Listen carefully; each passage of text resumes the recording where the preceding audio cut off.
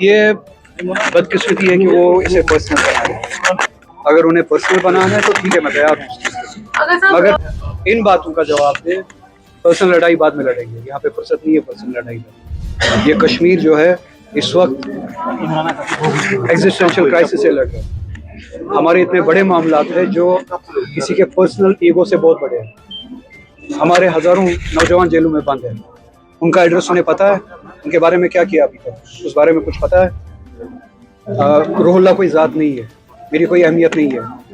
ان ہزاروں نوجوان کا ایڈریس انہیں پتہ ہے جو جیل میں ابھی بھی ہے وداؤٹ ٹرائلز. 370 کی لڑائی ہمارے وجود کی لڑائی نیشنل کانفرنس کا پرومس ہے. پچھلے الیکشن میں میری ذات کی کوئی حیثیت نہیں ہے. اس قوم کو اس تشخص کی لڑائی کے لیے جو وعدہ دیا گیا تھا، اس ایک سال میں ہم نے وہ کہاں پہ شال اور گلدستوں میں بیچ کے کھائی ہے وہ لڑائی. اس کا ایڈریس ہے ان کے پاس. 2024 میں یہ وعدہ کیا گیا کہ 5 سال میں ہم 1 لاکھ نوکریاں دیں گے. وہ ایڈریسز کیا مجھے کوئی دے سکتا ہے کہ جو 20,000 نوکریاں پچھلے 1 سال میں لگی؟ ہمارے مذہبی عقائد پہ، ہمارے کلچرل آئیڈینٹی پہ جو حملے ہوئے، ان حملوں کے خلاف کون سی لڑائی ہوئی؟ اس کا ایڈریس بتا سکتے ہیں کیا؟ اس آسمان پہ وہ ہے جہاں پہ وہ لڑائی لڑنی ہے، یا زمین دوز کر دیا ہے ان وعدوں کو جو ہم نے الیکشن سے پہلے لوگوں کے ساتھ کیے ہیں؟ ان سوالوں کا جواب ہمیں دیں، اور یہی سوال رہیں گے. میری ذات کوئی نہیں ہے. اگر کسی کو اپنا ایگو ایشو بنانا ہے، وہ میں اس لیول پہ بھی لڑوں گا، مگر میری ذات کی کوئی امپورٹنس ہی نہیں. روح اللہ کی ذات کی کوئی امپورٹنس نہیں ہے، کسی اور کی ذات کی کوئی امپورٹنس ہی نہیں. امپورٹنس ہے اس امید کی، اس ایجنڈا کی، اس ریسپانسبلٹی، اس مینڈیٹ کی جو لوگوں نے ہمارے ہاتھ میں دیا ہے. ان باتوں کا ایڈریس کیا ہے؟ کیا ان کو پہچانتے ہیں؟ وہ لڑائی کہاں پہ ہے اس کے بارے میں بتائیں.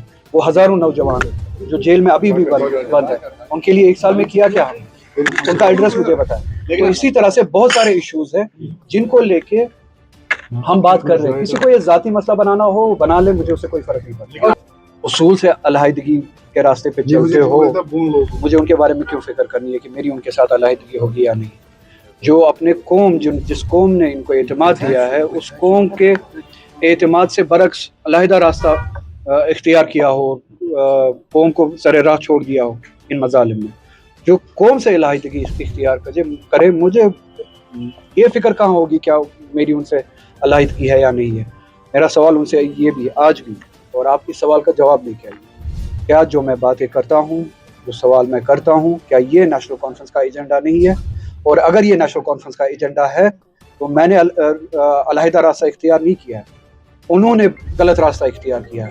تو اگر کسی کو اپنی جگہ سے دور ہٹنا چاہیے، اترنا چاہیے، معافی مانگنی چاہیے، وہ انہیں. مجھے بڑاپن ہے، لوگوں کا بڑاپن ہے، محبت ہے میرے لیے، وہ اس طرح کی باتیں کرتے ہیں، مگر میرے لیے کسی نے ووٹ نہیں کیا. لوگوں نے اپنے وجود کے لیے ووٹ دیا، اپنی لڑائی کے لیے ووٹ دیا، اپنے مستقبل کے لیے ووٹ دیا.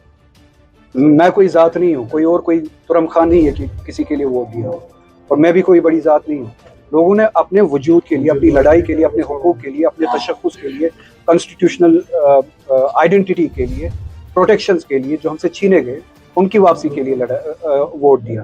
تو جو بھی اس لڑائی میں، اس ایجنڈا پہ وفادار رہے گا، آنیسٹ رہے گا، ڈیڈیکیٹڈ رہے گا، لوگ اس کے ساتھ ہے، چاہے میں ہوں چاہے کوئی اور ہو.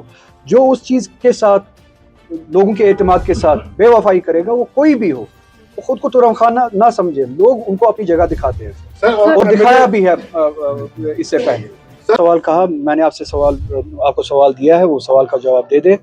اور اگر اس سوال کا جواب ان کے پاس ہے، میں آپ کے میرے ساتھ ذاتی لڑائی بنانے سے بہتر ہوتا کہ وہ انہی ایشوز پہ جو ہے وہ ڈیلیور کرتے ہیں، ان کو امپورٹنس دیتے ہیں.